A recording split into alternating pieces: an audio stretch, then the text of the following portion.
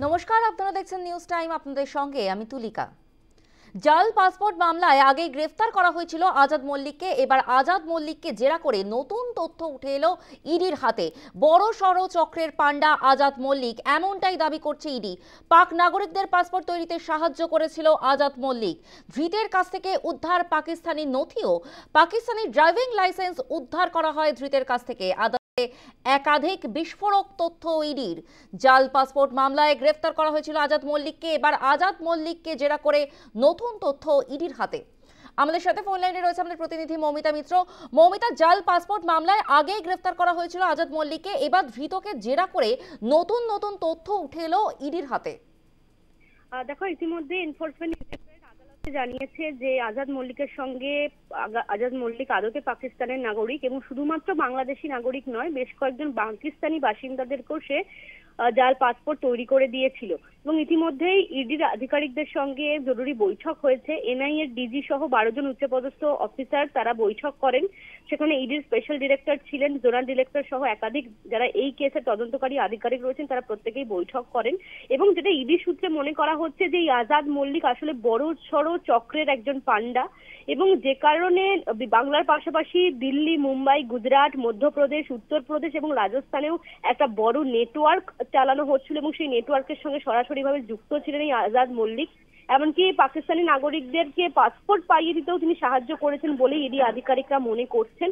অর্থাৎ জাল পাসপোর্ট মামলায় এই যে আজাদ মল্লিককে গ্রেফতার করা হয় এবং তার বাড়ি থেকেও বেশ কিছু নথি বাজেয়াপ্ত করা হয়েছিল, সেখানে আজাদ মল্লিককে হেফাজতে নিয়ে জিজ্ঞাসাবাদ করে এখনো পর্যন্ত একাধিক গুরুত্বপূর্ণ তথ্য কিন্তু সামনে এসেছে।